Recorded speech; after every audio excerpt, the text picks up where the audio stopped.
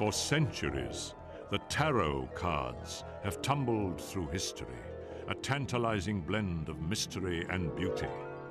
Packed with potent images and ancient symbols, these cards have predicted the rise and fall of kings and empires. Linked to the most ancient mystical systems, the tarot cards' origins are as mysterious as the source of their powers. How can a pack of cards probe the past and unlock the secrets of the future? And how do tarot readers use the extraordinary images on the cards to unravel our deepest, darkest concerns? The tarot is more than a set of beautiful cards. It's a system of divination, a way to reveal the unknown. Penetrating mystery and deception, it answers questions about the past and the present and hints at what is to come. Millions of people have discovered for themselves the uncanny power of the tarot. Among them was Jean-Baptiste Bernadotte, general to the Emperor Napoleon.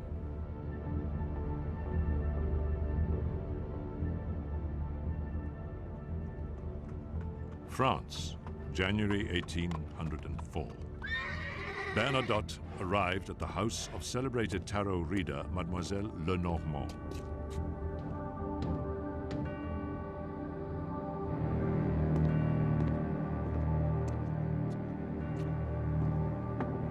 He had heard of her success in using cards to foretell the future and wanted to test their power for himself. Pretending to be a businessman, Bernadotte asked Lenormand to predict the outcome of a fictitious commercial venture. As she did with all her clients, she told him to shuffle the cards and concentrate on the question he was asking. She then focused her mind and spread out the cards. The first one she turned over was the Knight of Swords. She told Bernadotte that he was no businessman, but a high-ranking military officer. The cards had seen through his disguise. You are not only of high rank, she told him, you are connected to one who will be made emperor. The third card was the King of Swords, and you yourself will one day be a great king. The last card was death.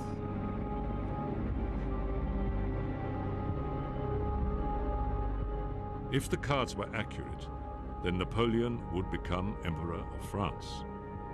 But if Bernadotte were to become king, would he have to overthrow Napoleon? Later the same year, Napoleon indeed became Emperor of France. In 1818, 3 years after Napoleon's downfall, Bernadotte was crowned king, not of France, but of Sweden. The tarot continues to enlighten those who use it. In the hands of a skilled reader like Patty McLean, the tarot can illuminate every facet of life. The tarot is a wonderful philosophical system that can get into all the nuances of your positive and negative energies in terms of how you're conducting your life, and it can show you what you're doing wrong and where you need to give some thought to making correction in your pattern. Life is often likened to a journey in which obstacles are faced and options chosen. The images of the tarot deck reflect the stages and the challenges of this journey. To the uninitiated, the tarot cards are just pictures. To the trained reader, they are a language. The reader is the translator, the intermediary who tells the querents, as those seeking the reading are called, what their cards mean. Tarot reading is a very personal business. There's no such thing as a right and wrong way to read the cards, and readers vary widely in both style and method. But the principle of a tarot reading is always the same. The reader, or sometimes the querent, shuffles the cards, and the reader lays them out according to one of a number of set patterns, known as spreads. Then the reader interprets the cards and addresses the querent's particular concerns. People seek a reading in order to focus for a while on their life, to reflect on their personal situation. They want to know, am I on the right track? Am I making the right decisions? Or other times it's very much about, why am I making the wrong decisions? And the good readings, when people come in and they have got a lot of mess and they are making the wrong decisions, but what's good about those readings is that they're prepared to try and work out, to take that responsibility. What am I doing wrong? Is this a pattern? Am I working through something? You know, how can I best alter my approach to make the best out of what's happening around me? Whatever the querent's motive, there's no point in trying to conceal it. To a skilled reader, the cards reveal everything. I do a very basic Celtic cross, so for me I put 2 cards down in a cross shape. Now for me, 9 times out of 10, with those 2 cards, I have got exactly the situation why they've come for a reading. Most readers agree that the cards are like a code, and the reader the code breaker. The pictures on the cards are ancient mystical symbols. Parapsychologist Susan Blackmore believes that they trigger responses on both conscious and unconscious levels. All these things speak of experiences in people's lives.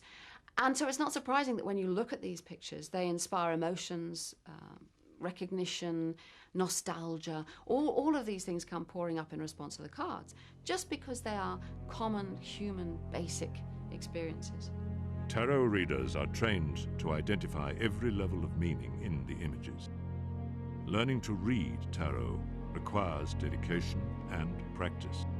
Bob Place finds that the best readers combine knowledge of the cards with intuition. To read tarot cards is a talent, but you can learn. I believe that all a talent is an aptitude. So some people have more aptitude than others, just like for art. Anyone can learn to draw, but not everyone is going to draw like Leonardo da Vinci. You must learn about the symbols and the wisdom tradition behind the symbols and what the symbols mean. But then you must make the leap of faith. You must make the intuitive decision, and that intuition, which is just basically looking at the pictures and telling a story. Learning all the imagery of the tarot would be quite a challenge. Each deck is different, and the meanings assigned by the deck's creators can vary considerably. There's no such thing as one definitive tarot deck. There are literally hundreds to choose from. It doesn't matter which deck is used. As long as the reader thoroughly understands the deck's symbols, the outcome should be the same. Most readers settle with 1 or 2 personal favorites. With constant use, the deck's images become so internalized that the readers are hardly aware of the code-breaking process. The basic structure of all tarot decks is the same. There are 78 cards made up of 2 parts, or arcana, from the Latin word for secret, the major arcana and the minor arcana. The 56 minor arcana cards are the forerunners of our modern playing cards, and like them are divided into 4 suits. The major arcana looks quite different. They are all picture cards full of complex images. They represent archetypes, the universal symbols which psychologists believe are present in the collective subconscious. Tarot readers see the cards as typifying the challenges we all meet in real life. Only the Fool card stands apart. Unlike the other major arcana cards, he doesn't have a number. He's not a fool in a modern sense, rather an open-minded innocent, eager to learn. In the tarot, he represents us, the human traveler through life. The Fool I see as like the original. It's the 0 card. It's no beginning, no end. And it's just that spontaneous burst of energy, which has no moral, no anything. It's neither good nor bad. It just is. Many tarot readers are helped to understand the tarot by seeing it as the story of the Fool's journey through the major arcana.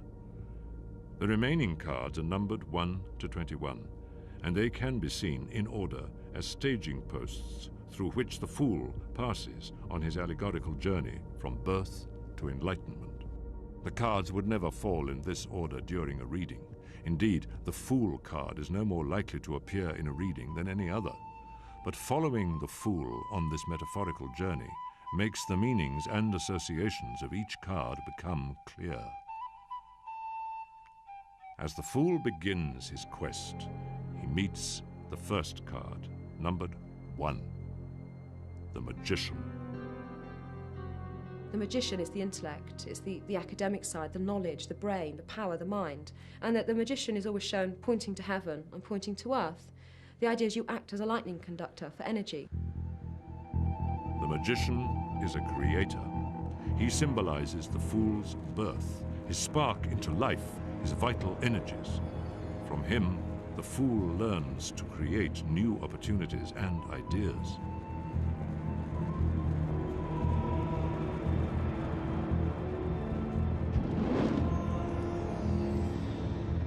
When the Magician card appears in a reading, it means that the querent must be ingenious and creative in dealing with his problems. Sometimes, a card is dealt upside down. This reversal alters its meaning, usually to an extreme form of the card's face qualities. If the Magician, for example, is dealt reversed, it suggests cunning, trickery, or outright deception. Almost as important as the face meaning of the card is the place where it appears in the spread, its position. In the most simple spreads, the position determines what point in time the card refers to. When you do a 3-card spread, you get the client to shuffle the cards, and then you slap them into 3 piles. And I take it that the left-hand pile represents the past, the middle pile is the present situation, and the third, obviously, how it's progressing into the future. If you need more clarification on the spread, you literally just take from the relevant pile with each card to sort of elucidate what past influence is. And again, they're usually very immediate readings. For some readers, the position of a card in the larger spreads also determines which aspect of the querent's life the card is describing. There's a money position, there's a romance position, there's father and mother and marriage, and there's travel, and there's, you know, your career. So there's all these positions, and as the cards come up, you limit them to their position, and that gives you a much more precise reading, in my opinion. Watching tarot readers interpreting their cards, it's easy to imagine this ancient art being handed down from the earliest civilizations. But the history of the tarot is blurred and unclear. It's almost as mysterious as the images themselves. The mystical symbols so common on the tarot cards suggest a connection to the ancient civilizations of the East. 19th century admirers of the tarot assumed that the cards had originated there and filtered into Europe with the first trade and travel contacts between East and West. Another popular theory was that they were brought back by crusaders fighting the Saracens in the Holy Land. Much of the mathematics, astrology, and alchemy then flourishing in the East did indeed travel this route. But the tarot cards didn't appear in Europe until 2 centuries after the last crusaders had returned. How then did the tarot arrive in the West? Professor Michael Dummett, an expert on the history of cards, is convinced that they did not come from the East at all. It's quite certain that tarot cards originated in northern Italy in the early 15th century. The earliest actual documentary reference to them is from 1442, from the account books of the court of Ferrara. But I think they were probably invented about 2 decades earlier, sometime in the 1420s. But these cards weren't used to reveal the future. The tarot then was a mere card game. The oldest tarot cards still in existence were painted by an unknown artist for the Italian Visconti family around 1450, when playing the tarot game was a fad of the wealthy. Nobles competed to commission the finest hand-painted decks. The Visconti family even included a portrait of a relative in their deck. Sister Manfreda was a model for their version of the High Priestess, the second card of the major arcana and the next stage of the Fool's journey. The High Priestess is the fool's spiritual mother. Her book represents all the knowledge which the fool must acquire on his journey. When the High Priestess card appears in a reading, it may represent the querent's secret lover or an unknown admirer. The parlor game of the Renaissance aristocrats was just the beginning of the tarot story. Gradually, the appeal of the game widened. The cards were simplified, copied, and eventually printed. One of the first decks to become popular was the Marseille, which is still considered a classic. It isn't clear at what point the tarot deck went from popular card game to a system of divination, but the step from playing cards to fortune-telling is a small one. How often in a game of chance do players think that fate has dealt them a bad hand? Chance can rapidly become destiny. At some point in the 3 centuries after their birth, that leap was made with the tarot, and it became more than a pack of playing cards. Gradually, each card acquired a meaning, which for the minor arcana cards closely mirrors the structure of medieval society. The wands, representing the peasants, have taken on the meaning of work and enterprise. The coins, representing the merchants, are now associated with business and finance. The cups, representing the church, now relate to all spiritual matters, including affairs of the heart. And the swords, representing the military class, have taken on the meaning of conflict, tensions, and difficulties. Each card within the suit has also acquired a special meaning. For instance, the 9 of Swords implies paranoia and conflict, while the 7 of Swords represents a severing, either emotional, like a divorce, or physical, like a broken leg. One woman, I got sword cards in her past, a Knight of Swords, 5 of Swords, all this conflict, fighting and tension, and it was coming up with the 10 of Cups in a family. And I just went into it saying, oh my God, you poor girl, what you've been through, the stress, the battles, everything. And it was like warfare. And she said, yes, I'm from Bosnia. The Gypsies, nomadic people who moved across Europe and parts of Asia, are sometimes credited with first realizing the fortune-telling possibilities of the tarot. They were known to be card players and gamblers, but they were also experts in mysticism and magic. In previous centuries, it was the gypsies to whom Europeans turned to have their future told, with questions about health, happiness, marriage, and love. In just this way, many people now turn to tarot readers, and their questions are still the same. Quite often someone will come to me, and often a question that a young woman will have is, should I marry George or Tom or Dick or Harry? And I will proceed to shuffle the cards as she concentrates on her question. And when she has it firm in her mind, we will cut the cards, and then she will put the cards back in the order that she wants them in. Then we will read. The first card covers the question. She has the Chariot here, which is like a protective influence of family all around her. We are crossing the question with the 8 of Pentacles, which can be an opposing force or it can be a helpful force. But this shows an educational or working experience. So maybe she met George at work. Then this shows that it was a very exciting, promising event because we have the Wheel of Fortune at the bottom. It's possible that George has been married in the past. We have a 7 of Cups here. And she's been wishing and hoping to meet someone for quite a while, too. And up above, we have the Lovers, which seems very appropriate that she's looking for love and they'd like to marry. And she's asking, is he the right one? It's looking really promising because we have the 2 of Cups in the future, which is reciprocal love. It's all looking very favorable at the moment. We have the Sun down here in her House of Fears, which is a light coming out and dispelling all the fears that she might have. We have the Star of Destiny. I mean, this is a destined situation. And here we have the King of Wands. Now, it could be that George has a very fiery nature. And the final answer, oops, we have another man showing up. So, as the Lovers can indicate a choice between 2, and she may have only met the first man, so that she'll end up having to choose. But it's all a part of her destiny. For the fool on his journey, Destiny has not begun to take a hand. He has only just started to learn about himself as he moves through the major arcana.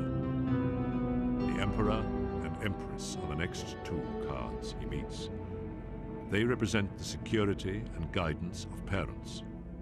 When the Empress card appears in a reading, it suggests a happy and mature relationship, sometimes even pregnancy. When the Emperor appears, it shows the need for wisdom and leadership, law and order. Divination from any deck of cards depends on one central belief, that the fall of the cards can be more than a random event. There are so many possible combinations of the tarot cards that the chances of them falling the same way twice are minute, 1 in many millions. And tarot readers believe that the cards that turn up are no accident. I've been asked this question by quite a few of my clients at the end of their reading. If we picked these up and started over, what would we get, you know? But I find in my experiences of teaching, and when you do just a 10-card spread, which you could do 2 or 3 times, that I've had the same card come up as an answer 2 out of 3 times. Or I've had the same cards come up in a spread in slightly different positions, or cards with very similar meanings come up. Tarot readers agree that the shuffle of the cards upon which the deal depends is the most important point in the process. Many readers are certain that the hands of the shuffler are influenced by subconscious energies, but they disagree about who should shuffle the cards. Bob Place always shuffles himself. When I am shuffling, the small motor muscles, in my hands are controlling where the cards are going, and I'm unconsciously ordering the cards.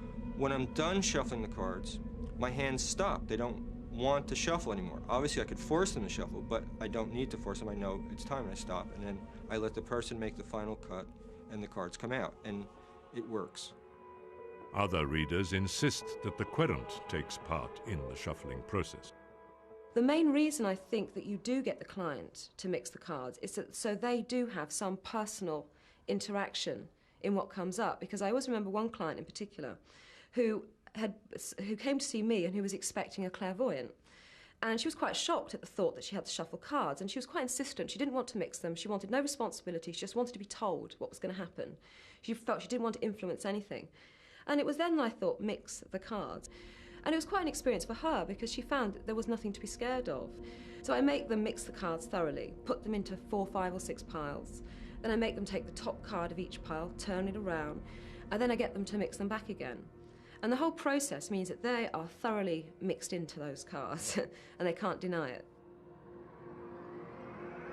The shuffle is considered so important that readers sometimes prepare for it by building concentration through rituals, such as unwrapping the cards, playing music, or lighting candles. When I begin to shuffle the cards, I'm a voluntary clairvoyant, and when I begin to shuffle the tarot cards, that's the signal to my unconscious to get ready to be psychic, to open up, to go in a slightly altered place, which is like a meditative state.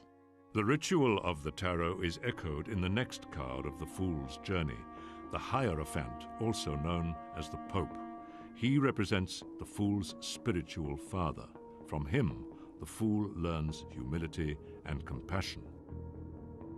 When the Pope card appears in a reading, it can signify someone who is greatly respected by the querent. Real-life popes have taken an unfavorable view of the tarot. The 15th and 16th century church suppressed any suggestion of a power not ratified by Christianity. Declared dangerous and heretical, tarot cards were banned and systematically burnt wherever they were found. The tarot went underground. It was to remain hidden for some 200 years until a chance meeting propelled it once more out of obscurity. In the late 1770s, a French clergyman called Antoine Cour de Gébelin came upon some travelers playing cards. He was intrigued and delighted by their deck. He had never seen such strange and fascinating images on a pack of cards.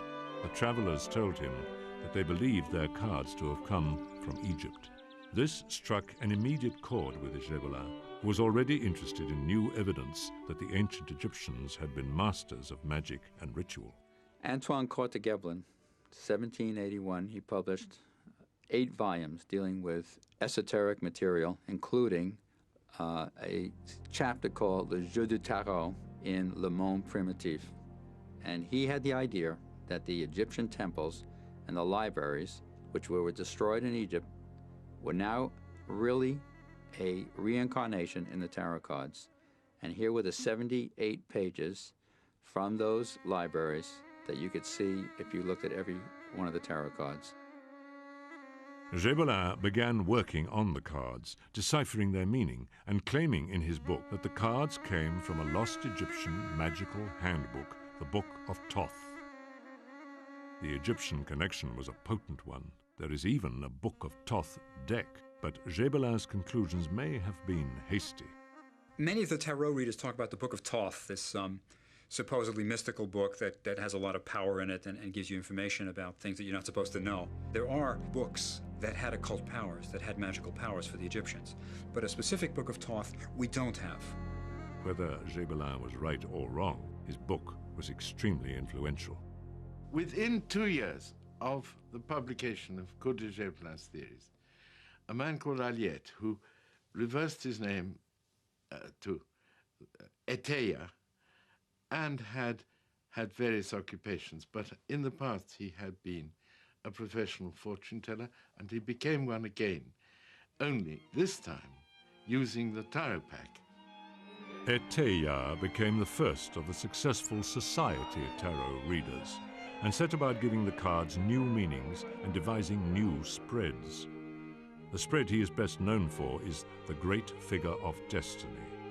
One of the largest spreads ever devised, it is still in use. The spread involves shuffling and laying out all 78 cards of the deck. As with every spread, position determines the relevance of the cards. Cards on the right-hand side of the spread refer to the querent's past. The Lover's card is the 6th of the Fool's symbolic journey through the major arcana. It's about decisions. The Fool learns that he must choose between the golden-haired woman, who represents the sensible choice, and a dark-haired woman who represents the sensual. The Fool must either follow his head or his heart. When the Lover's card appears in a reading, it's a warning to make choices wisely, because there are far-reaching consequences. Years ago, this girl came to me for a reading, and she had 2 men in her life. And during the course of the reading, I described these 2 men to her. But I said, you know this Aquarian stockbroker that you're seeing? He's married. Did you know that? She said, I thought he was divorced. And I said, no, he's separated, but he's married. He hasn't started a divorce proceeding, and he's not about to start a divorce proceeding. He also has 2 children. Did he tell you that? She said, no, he didn't tell me that. And I said, and he has no intentions of getting married or settling down. And he's actually been clipped so that he can't have any more children. And this girl was like around 30, and he was in his 40s. And I said, so if you want to get married and have a family, which your cards indicate to me is what you're looking for, this other man is a far better choice because you can have children with him. Here, in the Great Figure of Destiny, the Lover's card refers to decisions in the past. The querent's present life is shown in the uppermost cards in the spread. The Chariot card is the one the Fool meets at the 7th stage of his journey. It's one of the most turbulent cards of the tarot, with 2 beasts pulling in different directions. The Fool feels the inner turmoil of opposing desires. He cannot progress until his own conflicts are resolved. Readers are never surprised to find the Chariot in a spread, since it indicates the kind of tensions that would typically prompt the querent to seek a reading.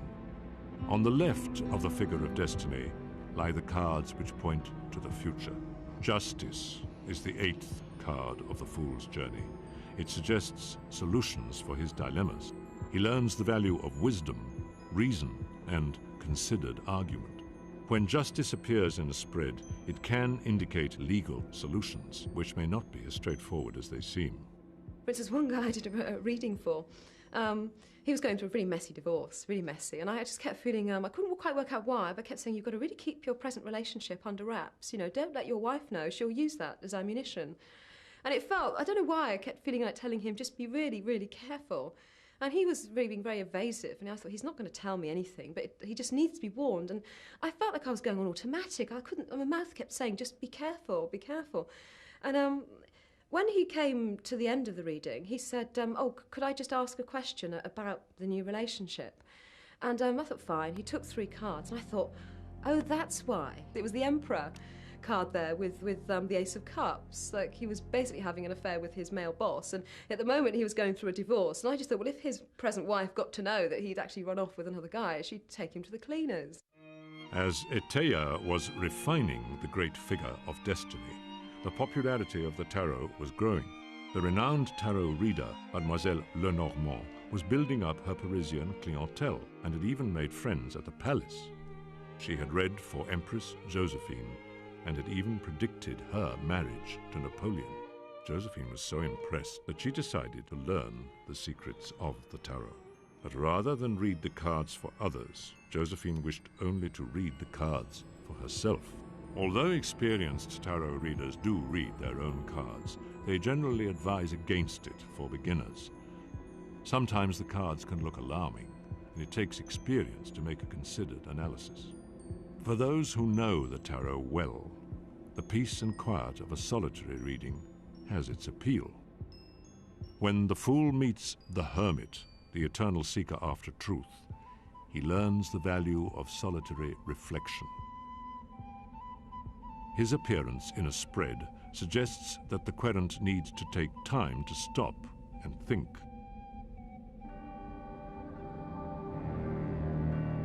Tarot readers find that there are times when they too must pause and consider, when they see bad news in the cards. Well, someone once came to see me, and it was the only time where I'd say I saw death in the cards. The first card was a reversed tower card, which is chaos from chaos. It's worse, it's like never-ending, it's unresolvable chaos. And then the Ten of Swords, which obviously implied some sort of feeling from him that something had struck him from nowhere, that he had no control over. And I thought, well, I looked at him and thought, well, he doesn't look well, but does he know that? I thought, well, I'll get some backup. I put more cards down, but it was even more awful. As I was sort of going into that, I mean, he started saying, oh, I'm very, very ill at the moment. You know, I have AIDS. And it was almost like, well, at least we can start the reading now. Fortunately, readings are usually less traumatic. For most people, it is a mixture of good and bad news, as the fool discovers at the next stage of his journey when he meets the Wheel of Fortune. He learns that everyone encounters changes in circumstances. It's no good blaming misfortune on fate. It's more important to make the best of what can't be changed. The wheel means movement. For the fool's tarot journey from birth to enlightenment, it's the halfway mark. Now he faces his greatest challenge. The next cards take him into the underworld, where he will meet the darkest and the most sinister cards of the tarot. Towards the end of the 19th century, there was a revival of mysticism among the intellectuals of Europe. Magic, alchemy, Eastern religion, the Kabbalah, the ancient tomes were all dusted off. In London, leading figures such as the poet W.B. Yeats were attracted to secret societies such as the Hermetic Order of the Golden Dawn, founded by the occultist MacGregor Mathers. Members embraced the rituals of high magic. Yeats wrote, "Mysticism is all that I do, all that I think, all that I write." The new mystics were enchanted. But as the fool soon realizes, enchantment can be dangerous. The enchantress, whom the fool meets next on his journey, represents a powerful force. Indeed, the card is often known as strength. Her personal charm is considerable, and the fool learns that self-discipline is vital. In a tarot reading, the card sounds a warning, a call to self-control and restraint, qualities which later proved to be lacking in some members of the Golden Dawn movement. As they continued their studies, the Golden Dawn scholars realized that the most potent symbols of the ancient mystical systems had been unified in the tarot. There were parallels between the tarot journey, the tree of life of the Kabbalah, and the alchemical path to the philosopher's stone. They set out to refine and explain the tarot, and to bring together all their ideas in a new and even more powerful deck. We know about the order today thanks to Pamela Coleman Smith. She was an artist that worked with Arthur Edward Waite to produce what was called the rectified tarot deck. She was known as Pixie to her friends. Around 1903, she joined the Secret Order of the Golden Dawn, and she began to paint visions that came to her while listening to music by Beethoven, Bach, Chopin, Debussy. In 1909, she undertook for a very small payment to do a series of 78 cards known as the Rider-Waite Tarot Deck. It was a big job, but very little pay. Were it not for this particular deck, Pamela would not be known today.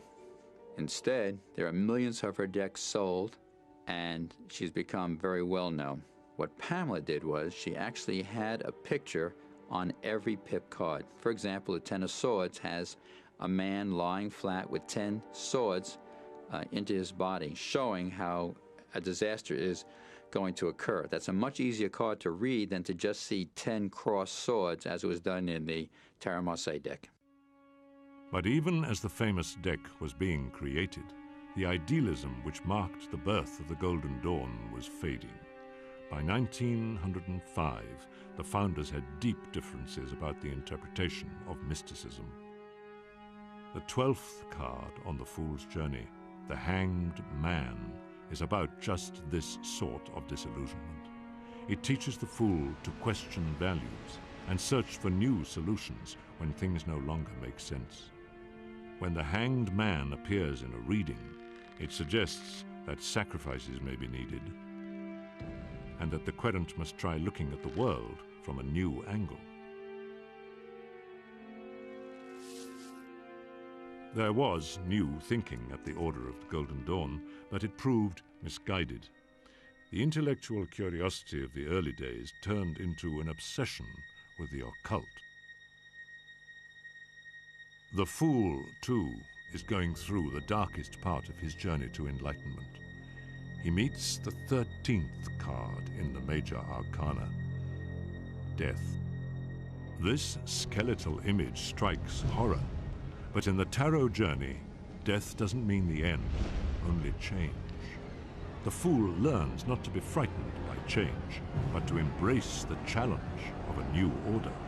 Querents fear seeing the death card in their spread, but it seldom means physical death. It usually signals a new direction, a new job, or partnership. With death behind him, the fool encounters the 14th card, Temperance, representing the balance of heart and mind, which he needs to thread his way through the temptations of the underworld. Reversed, the Temperance card takes on a special meaning for business. It suggests conflicts of interest. Lily Gain was once consulted by a businessman who was being swindled by his partner. Yeah, I've actually had a guy who came in and I did readings for him, and it's quite clear that his business partnership was really needed to be dissolved. It seemed like the guy was the accountant, King of Pentacles reversed a lot. The guy was basically swallowing up the money. And really it just felt that independence, he kept coming through as the magician, he needed to be as independent as possible in his business. And I was trying to do cards on it, and I kept thinking, he's got some funny ideas. I said, there is an orthodox way you can do this, you know. You don't have to sort of be dirty or do fiddles or anything. He said, you can just get rid of this guy. And then at that point, he took the tape off and said, that's why I'm here. I need to know, how far can I get away with being really evil? Basically, he was planning to bump the guy off. And he wanted to know if he'd get away with murdering him. The darker side of human nature emerged in the history of the tarot with a member of the Golden Dawn, Aleister Crowley, creator of the Book of Thoth tarot deck. The deck reflected his interests in dark forces and his preoccupation with the devil. The devil card is a new challenge in the Fool's metaphorical journey. It represents enslavement to evil. The Fool comes to realize that we all have a darker side, which we must overcome. When the devil card appears in a reading, it indicates danger and threat. Years ago, I read for a Playboy bunny who happened to be a friend of actress Sharon Tate.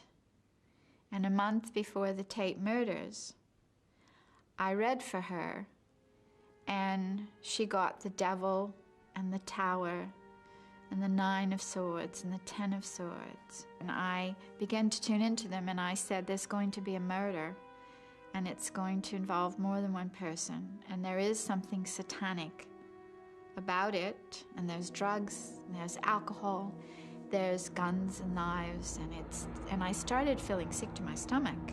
And I said, I can't talk about this anymore because it's making me ill. There is one further test for the Fool if he is to reach fulfillment. The next card he meets is the Tower of Destruction. It represents the shattering of old illusions, a period of momentous change. The Fool is forced to seek new philosophies upon which to rebuild. In readings, the Tower can point to disaster, distress, and financial ruin. Strengthened by his trials, the Fool emerges from the dark part of his journey. At last, he sees a glimmer of hope with the next card in the major arcana, the Star. In a reading, the appearance of the Star card suggests altered prospects, new opportunities, a new start. For the Tarot, too, a fresh start is on the way. For the first time in its history, the Tarot reached across the Atlantic. In the 60s, the life-enhancing aspects of Eastern mysticism rose to popularity of peace and love. The spirit of the age brought with it a renewed interest in lost and forgotten arts, including the tarot. Stuart Kaplan was on a trip to Europe when he first came across the tarot pack. I went there and found a tarot deck. I had no idea what it was. It seemed interesting. I brought it back. I went to a store in New York City. They bought 100 copies, and in the first year, I sold 200,000 copies of the 1JJ tarot deck. Since then, Kaplan has sold millions of cards. He has commissioned dozens of new decks, each one retaining the powerful symbolism of the traditional cards.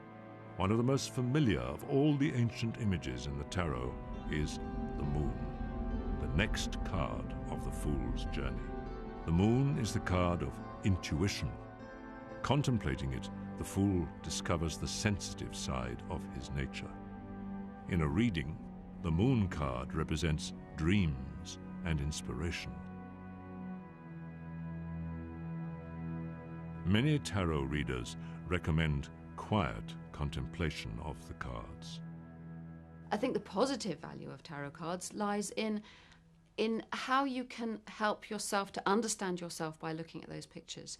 I mean, the really striking cards, some of the major arcana, really can be looked into for a long, long time. I mean, you can use them to meditate. Meditators often choose positive cards, and one of the most uplifting is the Sun. When the Fool meets this, the brightest card in his journey, he gains optimism and joy. In a reading, the card is equally positive, suggesting contentment, a happy marriage, and a successful outcome for plans and business ventures. The positive emphasis which the 60s brought to mysticism has given a new slant to the tarot. Now tarot readers regard the cards as a healing resource, an aid in counseling and therapy. They see the readings as offering help. The reason people come back once they've had a reading from me is they've found that the readings are healing. They're not just telling them what's happening in their life, what's likely to happen in the future, but they're empowering them, they're healing them, they're helping them understand why it's happening, what things they need to let go of, what things they need to embrace to be able to go on with their lives. The Fool is nearing the end of his journey through the major arcana. As he approaches his goal, he encounters the Judgment card. It's a day of reckoning, but it offers the chance of redemption. In a reading, the Judgment card indicates an opportunity for assessment or a time of testing. The tarot has had its share of testing, too. Parapsychologist Sue Blackmore, fascinated by the accuracy of her tarot readings, decided to see if there really was magic in the cards. I had 10 people and an assistant. I asked the assistant to get each of the 10 people to sit down with her and shuffle the cards and lay them out in exactly the way I would normally do. She would then just take the cards from them, write down the top 10 cards, and make a list of all those card orders and give it to me, coded so I didn't know which was which.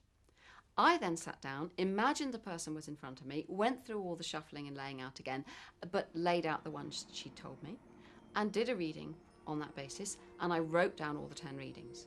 And then gave all the 10 readings written down back to the 10 people and asked them if they could pick their own. Well, if tarot works in the way that it's usually claimed, that is, it really does relate to the person who's shuffled the cards, then they ought to be able to have picked their own much more often than you'd expect by chance. And they couldn't. But Sue Blackmore's tests were not conducted in the same way as a normal tarot reading. The big difference is I was not sitting there looking at the person. And that, to my mind, is what you need. You need to be there with the person, getting the feedback, having all the psychological communication. What's really going on in a tarot reading is not directly to do with the cards. The cards are more facilitators, if you like. What's really going on is between the people. It's psychology, it's not magic. Many people believe that a successful tarot reading is dependent simply on the reader's psychological skill. What it may be is simply as a psychological crutch for the reader. That is, the cards don't have the magic. It's, in a sense, the reader that has the magic. He's got all kinds of information in his brain. He sees people. He can size them up. He can tell what kind of person they are. He can tell if he's nervous, if he's this. He can tell if he might be successful, if he's a winner or a loser. But most tarot readers would disagree with this view. Their experience tells them that it's the cards that determine the reading. When I first started doing readings, it was the one thing that used to freak me out. I knew when I did my own cards, the cards were very relevant. And when I did people that I knew, but then when you do people you know, you think, well, is it just because I know them that I'm making that sense? I know the situation in their life. But when you've done hundreds of total strangers and you're just going by the cards, and it's always particularly relevant to them, I don't know. There's a consensus that even given the accuracy of the cards, the sensitivity of the reader is crucial. It's like a mirror reflection of what you're thinking, what you would like to think, or what vibrations you're picking up. And the cards allow you, the catalyst, to relate that in a verbal story. It's a visual image that you can verbalize. At last, the Fool has reached the end of his travels. He meets the World card, symbolizing completion, self-fulfillment, and true enlightenment. The Fool has reached his goal. He's learned from all the stages of his journey and passed every test. In a reading, the World is a wholly positive card suggesting happiness and resolution. It symbolizes full knowledge and, finally, comprehension.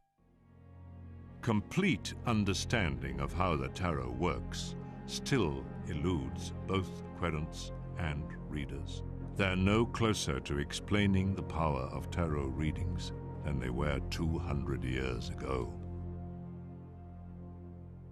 They work. I've seen them work. I don't know why they work.